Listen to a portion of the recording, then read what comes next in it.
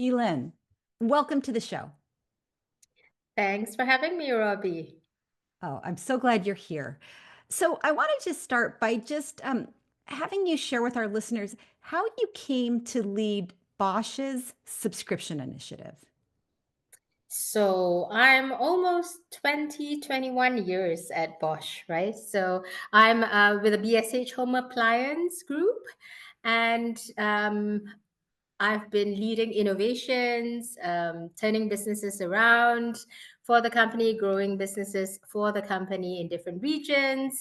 And of late, I'm really into sustainability topics, right? So when they needed to look for somebody new to turn the business around, which is somewhat 4 or 5 years old when I inherited it. It was quite a nice fit, both a pull push topic for me to inherit this new baby for me. Yeah. So a turnaround. Tell me a little bit about what the BSH, what your model is, and what they needed you to do. Kind of bring us up to date. Bring us up to the moment when you joined. What was happening, and what did they ask you specifically um, to do? What were the goals at that time? Yeah. So basically, BlueMovement is the circular model that we have. It's the subscription rental slash subscription business of BSH. So BSH used to stand for Bosch and Siemens Home Appliances. Now it's wholly owned by Bosch for quite a few years now. And on the trend of as a service, usership instead of ownership, whether it be from the content world like Netflix to more durable goods like ours, home appliances. This is, in fact, the trend that we are leveraging on, right? And when BlueMovement was born, end of 2017, we wanted to learn how we can also strengthen our business in the space of subscription.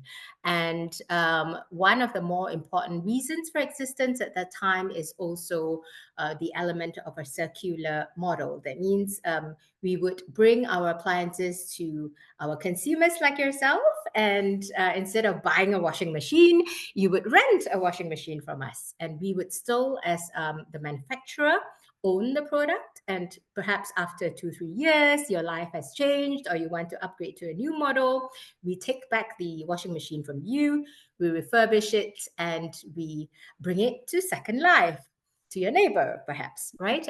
So this was the model, and um, it was obviously a test and learn phase, and it was very important how we can make this whole dream work. It is unfortunately a fact that the rental business model is not the easiest from the financial point of view.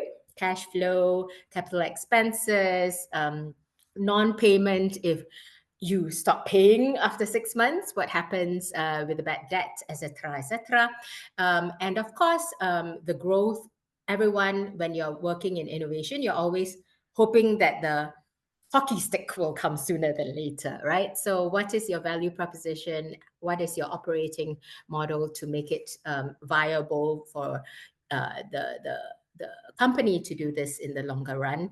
All came to be questioned, right? And therefore, that was actually my mandate to take a look at how things are run and how we can actually turn the business around, yet fulfilling this goal of finding new consumers, new customers for BSH, for Bosch, but doing it in a viable way, right? So with a profitable bottom line and growing profitably as well, right? So that was my mandate to do.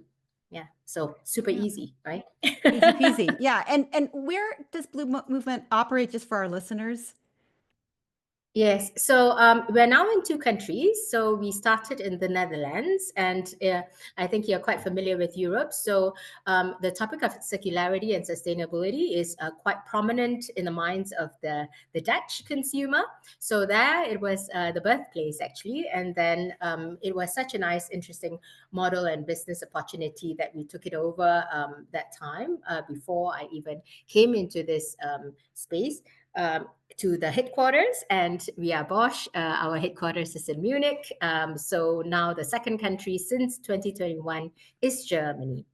I'm happy to say, though, with our new approach, we are also seeing the opportunity to go to further countries because, as as the trend is global, whether it's subscription or as a service across industries, and therefore we really believe that now we have a model that we can truly capture the hearts of consumers and customers across the world. So we will scale as well beyond these 2 countries.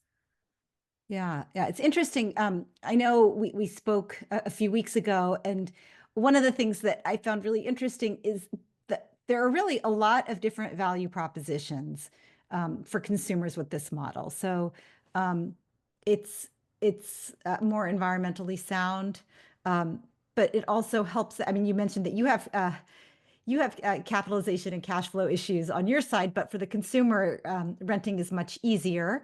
Um, there's less repairs. You don't have to be responsible for taking care of your big appliance. You have a lot of different value propositions that you could put forward, but I know that sometimes the more value propositions you put forward, the more confused the consumer is. So how do you think about positioning it, especially across different markets and different segments of different markets, where there are maybe different sense of what denotes value? Yeah, so it's interesting that you started with the topic of sustainability because, in fact, that was one of the main reasons. Besides this, annual recurring revenue and continuous relationship, the forever promise with the consumer. But sustainability was also one of the reasons for existence for BlueMovement, and we are a corporate startup, right? So, but the value proposition. The promise is service and convenience directly from Bosch.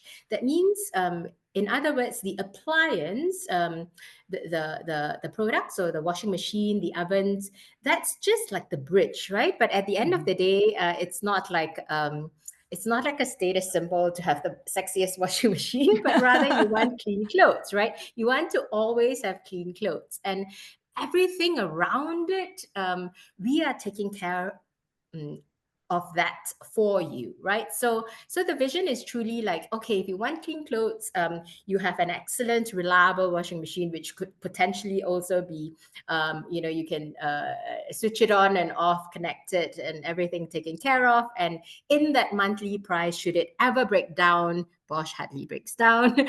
It's also in the price for us to come and repair and replace parts. And if in the future also you don't have to worry about ordering your detergent. It's also part of that monthly fee. So the service and convenience around the entire, you know, um, uh, um, job to be done of having clean clothes. Yeah, hopefully in the future we also do partnering with energy companies, right? So everything is in it, right? Because you obviously need electricity to run your home appliances, right? So that is the general idea: service and flexibility, everything for you, directly from the manufacturer who knows the appliance the best, right? So that's actually the promise, right? And we continuously learn what else can we do for you to make your life more enjoyable, and that is the case that we continue to learn and potentially can bring you as digital use cases. So you don't even have to change the machine, but should you want to, yeah, you can upgrade with us. We'll take it back, refurbish it, and bring it to the next consumer, right? So we are also being like rest assured, we're taking care of the planet as well while you're doing this. Yeah. I'm so glad you brought up the point that people don't want a cool washing machine. They want clean clothes. One of the things that I've found with many organizations is they start their business because they know people want clean clothes or whatever the outcome is, the ongoing outcome. And then they become really attached to their awesome products. And then, the example that I sometimes share is with I spoke a few years ago at the International Car Wash Association, right? And I tried to make the point, which was not well received at the time, that nobody wants to go to the car wash, even if it's 2 minutes faster than the car wash down the street. What they want is their car to magically be clean. In fact, if little fairies came at night and cleaned your car for you, that would be ideal because then you don't have to bring it anywhere and you don't have to wait even 8 minutes, even 6 minutes. And it's that mindset, I think, that often can unlock the power of a subscription, because then, as you said, now you're blending in, it's not just about the machine, it's about the detergent, it's about the risk, Electricity, it's the digital electricity. use cases. Yeah. And so, I think another conference that I spoke on was the conference for detergents. Okay. Your oil, I think it's called AOX, AOCS. And that was also, we talked about that a lot, about how do you ensure that everything in someone's closet is clean and ready to go, and what kinds of possibilities emerge when you look through that lens. Exactly. And I mean, I really believe in this close relationship with the consumer so that we can continuously find out how her needs and wants evolve through time.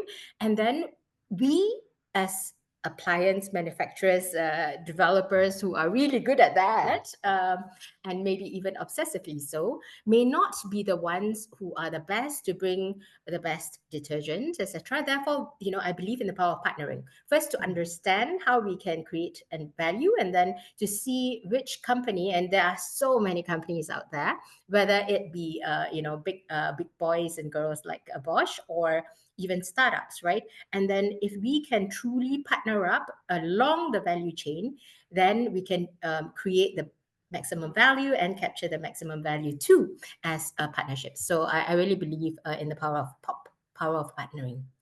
Power of partner. I saw that on your LinkedIn feed pop. I'm going to start using it. I love that. The power of partnerships. Yes, exactly. Right. So, and I think that's also a mind shift change from, to your point, appliance, as well as we have to do everything ourselves. I think those two mind shift changes are necessary to be nimble and continuously innovate, right? Yeah, and not be, to your point, too bogged down by defending what we think is our competence. We need to continuously innovate. Yeah. So I want to go into this area. I've had many guests on the show who are just pure subscription, right? They've been subscription from the beginning. A lot of them are in software, media, even retail memberships like what Amazon Prime does. It's all software. There's no physical product. But Bosch has a proud history in manufacturing, and a lot of what you're doing depends on software, on finance, on doing things a little bit differently. How do you navigate that? And I know you mentioned you've been with the company for quite a long time, which I believe is probably a great asset. In this kind of a role where you're driving change and new business models, new ways of engaging with customers. How has this model? What have you done internally make this model successful? And how do you think, if at all, this model is changing the way your peers across the organization think about what your mission is? Yeah. So, yeah, totally. So, I mean, in the end, the BlueMovement mm, step starts already after the gate, after the factory, right? So after the oven is produced from the factory, right?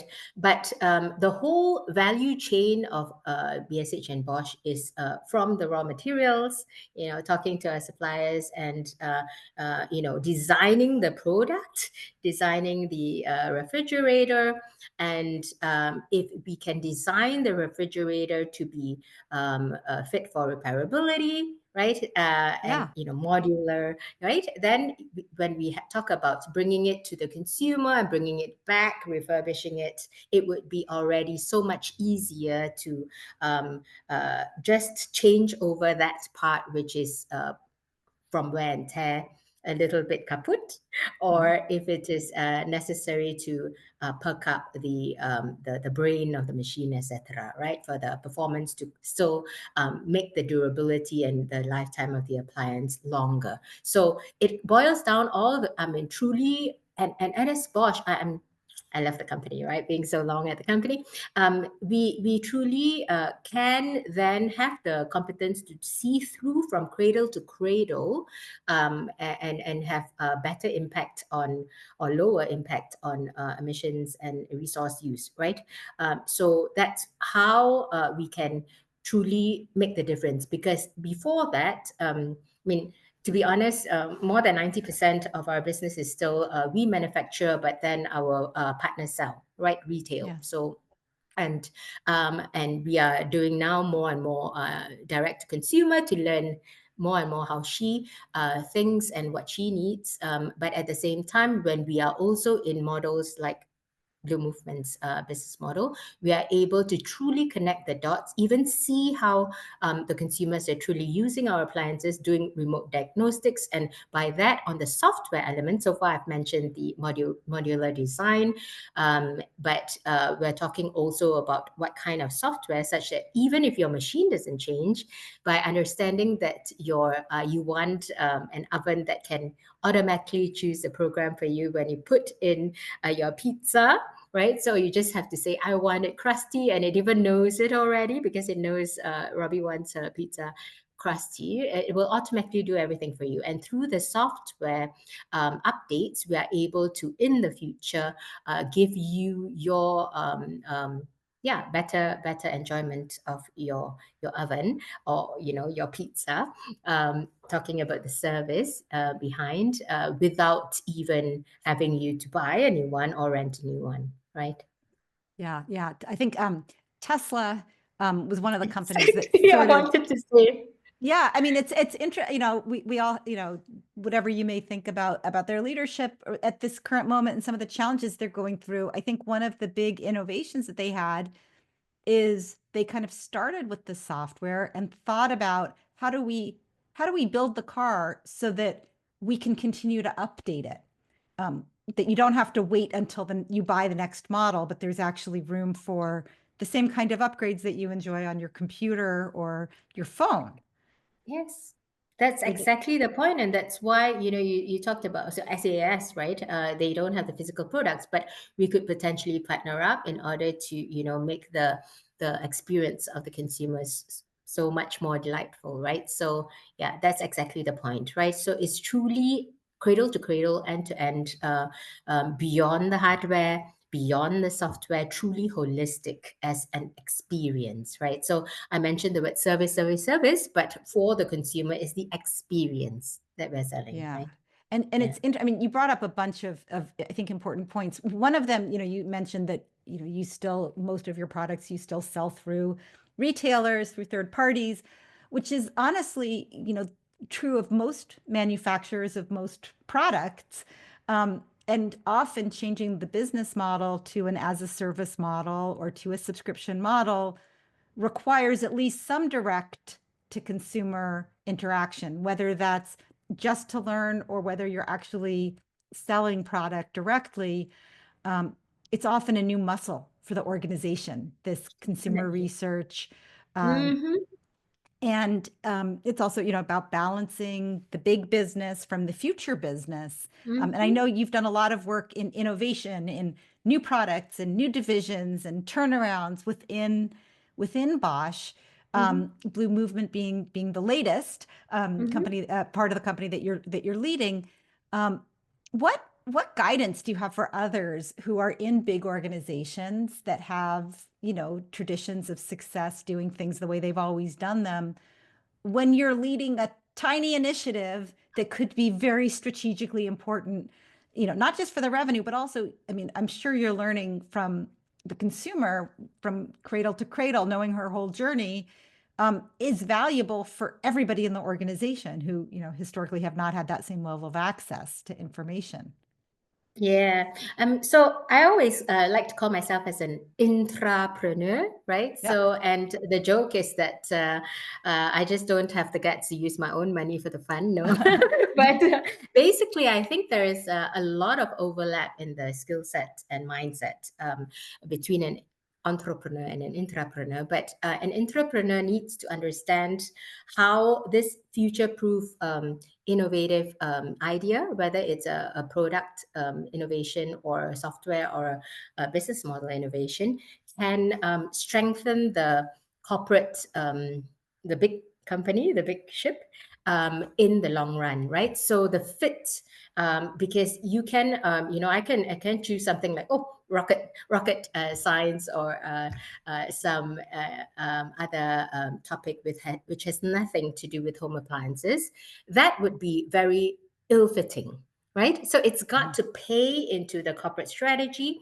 And being a company person, you would understand the strengths because you do your SWOT, and all your the threats that you're facing. So you know that you need to change, right? And yet you've got your heavy workload, heavy load of the tanker that has all the reason for you to defend your strengths, but also maybe the hurdles of being nimble and daring to fail.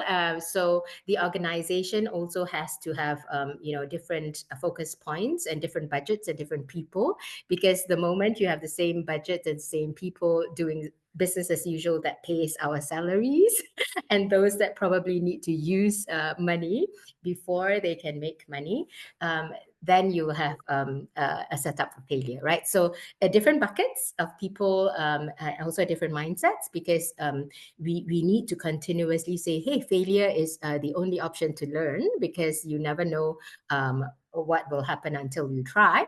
And this whole mindset shift, skill set shift, and the whole way of working is very important, whether you fail or succeed.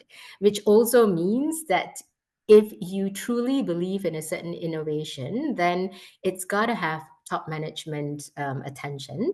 If not, it's not going to live very long, because the moment it is subjected to budget constraints and prioritization, it's very easy to say whether the business as usual that pays your salary gets the budget, or this business that burns money, right? So how it's going to support the company in the longer run has to continuously make sense for the bigger picture, right? Yes, yes, absolutely. And it's funny, side note, um, I'm just updating a course I developed for LinkedIn Learning on being an entrepreneurship inside the company, which Oh, it's such an important skill. And I think it's sort of understudied and underappreciated. Because I mean, you were being modest and saying, well, I don't want to take the risk of my own money. But the other part of it is trying to do something entrepreneurial within a large company can actually be harder than doing it on your own, because you have so many constituents to answer to. exactly. So, but I don't think it's easier as an entrepreneur, right? So, but the entrepreneur needs to know how to win the internal stakeholders as well.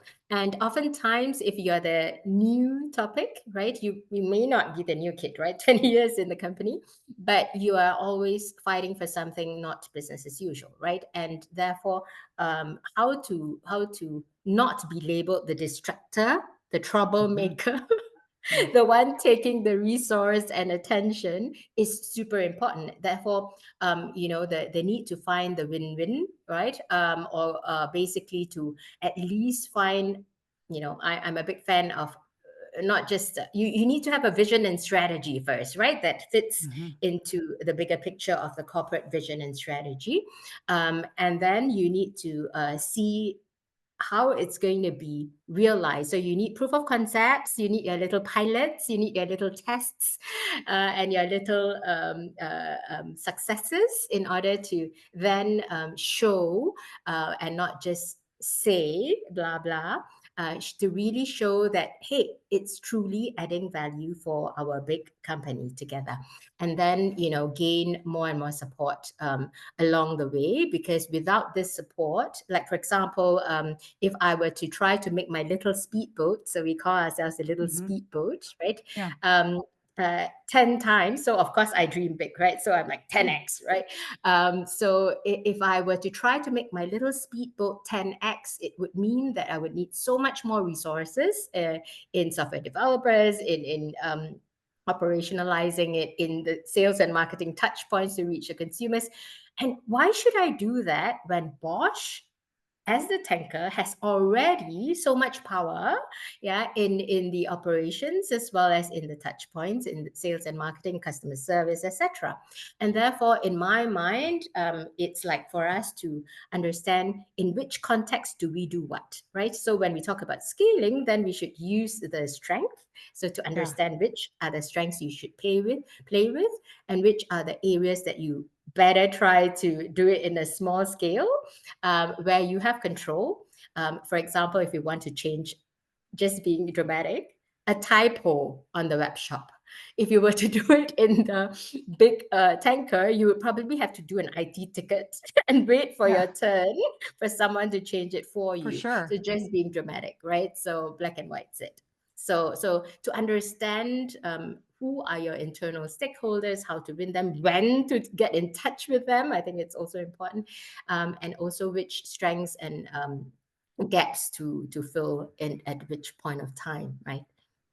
So I have a question for you.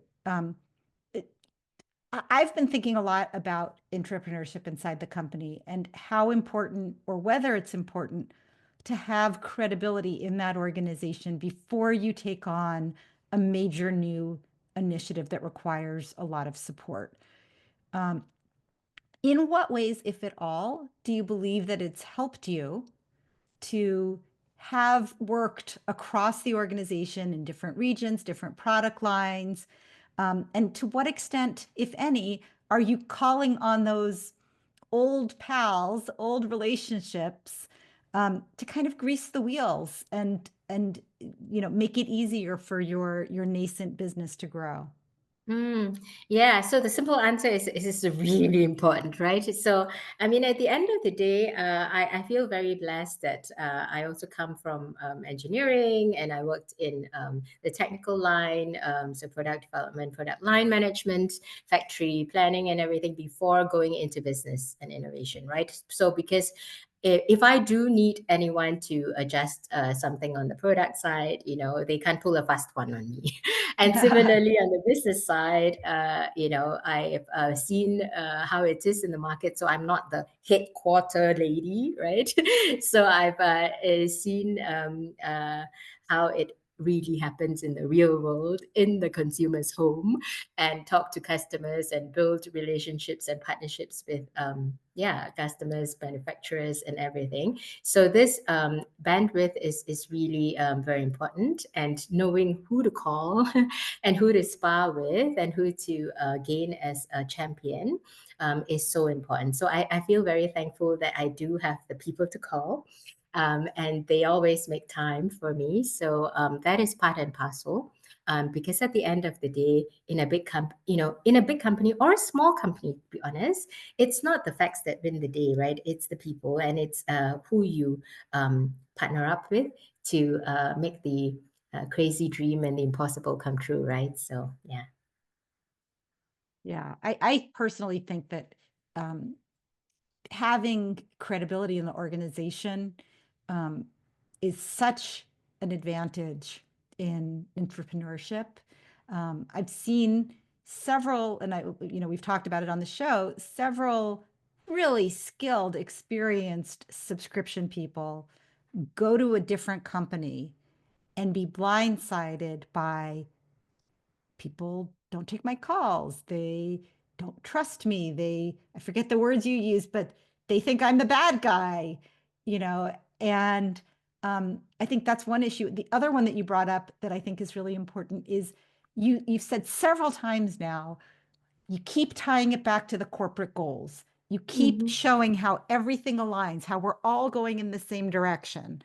Um, and I think that can be exhausting when you think. I just talked to a division leader who was like, "Isn't that obvious that if the company put this division in place and put me at the top of it and gave me resources, that it's important?" But you have to keep reminding people and showing them how the pieces fit together, and that can be exhausting. Yeah. So I mean, you cannot be an entrepreneur or an intrapreneur if you're not resilient, right?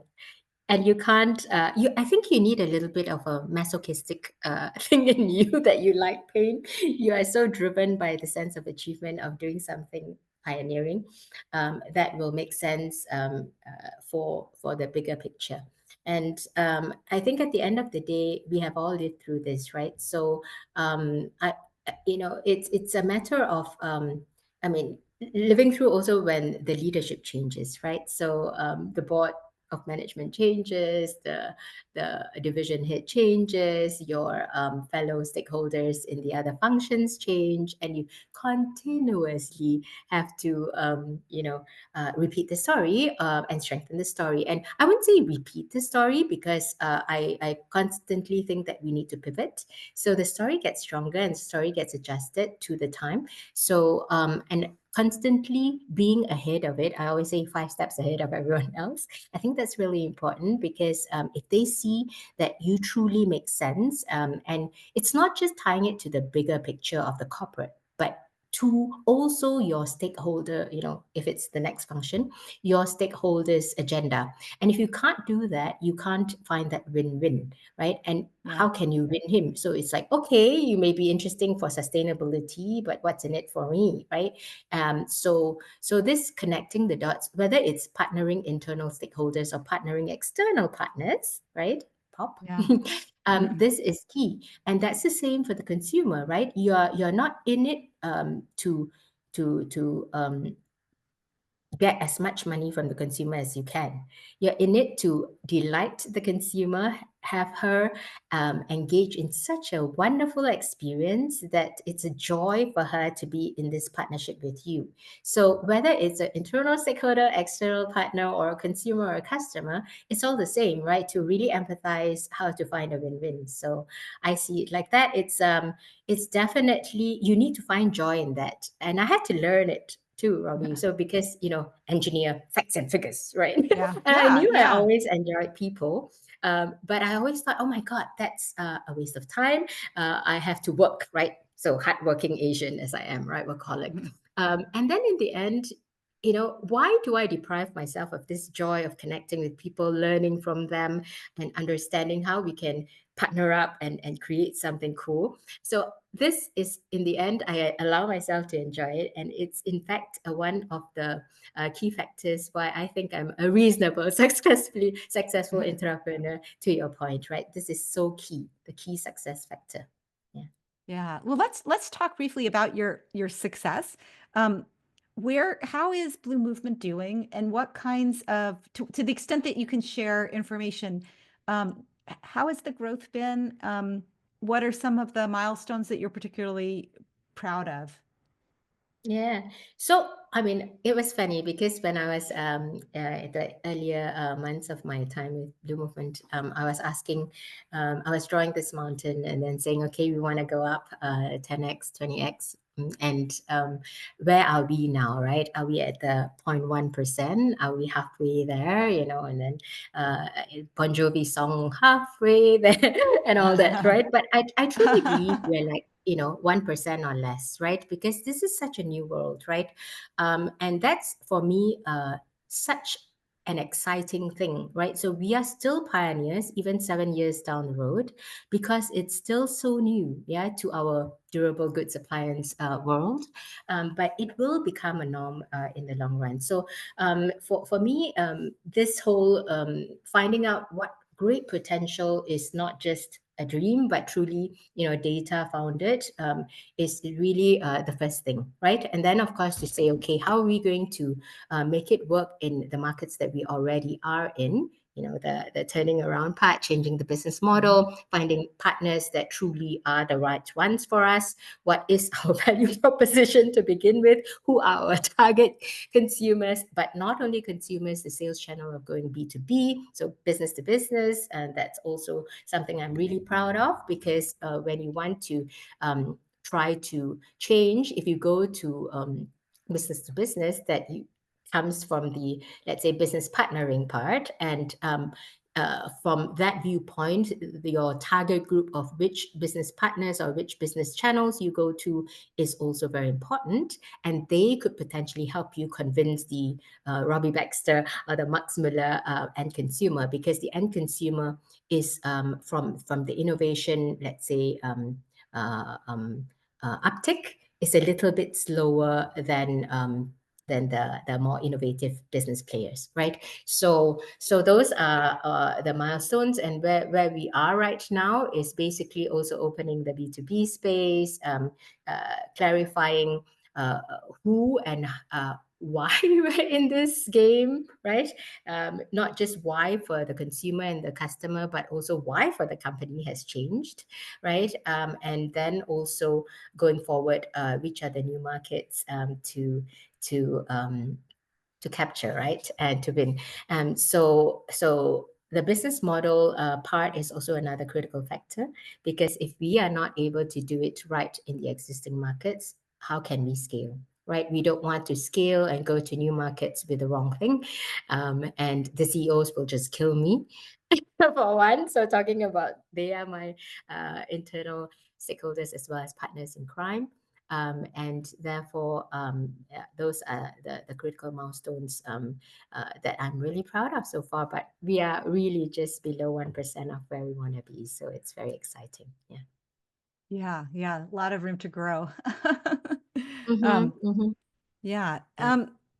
So I wanted to ask you, are there other companies that have analogous models that you look at or even talk to say, let's see how they're doing it, or um, Mm-hmm. let's explore different options that we have that other people have already, paths other people have forged, or do you feel like we're so unique that everything for Bosch and everything for BlueMovement is, de novo from scratch, starting with a clean slate?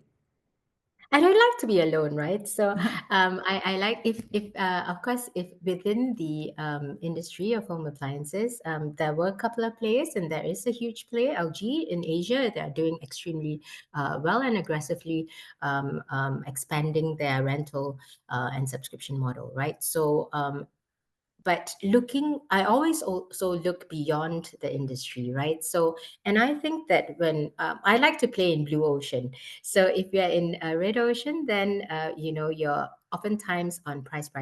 We have price wars and all that, right? And who's a little bit faster, who's a little bit cheaper. But when we're in blue ocean and new space, then we might be new in our industry for this, but or just among the few players. But in the end, you have been in this space forever. Yeah, so we can learn a lot about how others are doing, the membership economy, because it's also going, like the Bosch Club, right? If you want new clients, you can always get from us. We will make sure that your machine goes to the next person. So it can also be in that way that I learned. So yeah, so of course, because ours is a product as a service, I try to learn from product as a service companies first, and the easiest way is car leasing. I mean, they are hundreds of years old. And at the end of the day, earlier on, everybody would say, I buy a car. And that's a status symbol, right? Yeah. Why should I lease a car? But, now everybody says, oh, because I don't have to worry about repair. I get the latest model, etc. And it's actually almost a parallel, right? So whether it's how Sixt does it, Sixt, right, the car rental, they have so many different models, Yeah. and or whether how even now we're talking about leasing instead of just rental, and how production equipment manufacturing is using leasing for the longest time, right? Sell and lease back and stuff like that. So these are the different business models, but also how they do the customer success elements, right? The forever promise, and what other additional services beyond the initial package that could be interesting is, obviously, whether it's Amazon Prime or whatever, there's so much to be learned. And, and I think that I take inspiration from various industries and various parts of the value chain, right? So not just the product side, but also the whole consumer lifetime value, customer engagement side, and really globally, right? So yeah, so I think that in the end, it's about taking impulses and see what you can copy and adapt for your use, right? So that's how I try to approach it, so I don't feel so lonely. Yeah. No, I'm with you. I mean, it's so funny because a lot of organizations think they're so unique. And they are to a certain extent. The products are different, the history is different, the culture is different. But at the end of the day, when you're offering someone a subscription, it means, to move the alignment from ownership to access. And it gives you the freedom to think about outcome rather than just the moment of transaction, the sale, that's the value. And, automotive, computer, even the wearables now, I'm pointing at my old school watch, but the different kinds of devices that can track your health. I wear an Aura ring. I mean, these are all product as a service offerings with different ideas about how you own the physical product, how you subscribe to the services, whether there are add-ons. There's lots of great models out there. So I'm glad, it's great that you're using those, and talking to them. I think that's really, really Yes. important. Yes, and Robbie, that's why I feel so thankful that you reached out, because I really believe in the power of community. Not to mention that you are an expert and I'm just a newbie, right? But I'm so grateful that the other practitioners in this area have also built some communities, and I try to latch on and also try to give value from my end and in my experience. And when we share all these experiences, we're like, oh my God, how did you solve that problem, right? And I think in the end, we face similar challenges, maybe at different phases in our life cycle, if you will, or our life or journey, and maybe in a slightly different context, but the general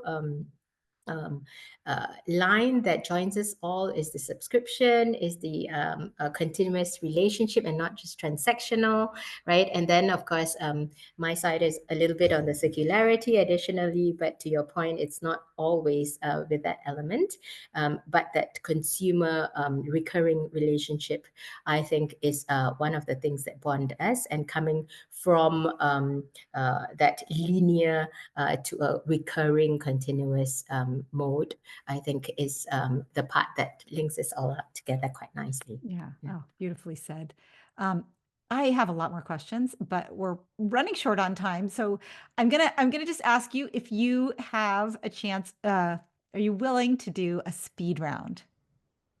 Oh, my goodness. I don't know whether I'm fit for that, but let's do it. Okay. The first subscription you remember having? Oh, gosh. Milk in Malaysia. back home. Um, your favorite subscription today, not including BlueMovement. Amazon Prime. If you're given a choice, growth or turnaround? Both. I'm Um, I'm a coward. most surprising difference in business culture across the many continents where you've worked. So top-down control and yeah, so democracy. Yeah, and but I loved India because I learned there that you need to spark the vision and then just let it go. If not, you will have a lot of white hair, and let the team just reach the goal. And in the end, it really released me of any like too close management, because if you do micromanagement, you can, the best thing that the team can reach is where you wanted them to. But if you Ah, inspire them for the vision and let go, you can reach even higher than what you as a leader thought. So that was an amazing lesson learned for me. amazing. And then a housekeeping hack that you've learned at Bosch. Get a weekly person on 2 feet to come in. Let them use all the good equipment, right? Um, oh gosh. E-Lin Tan, thank you so much for being a guest on Subscription Stories. It's been a real pleasure. Oh, thank you so much. I enjoyed every moment.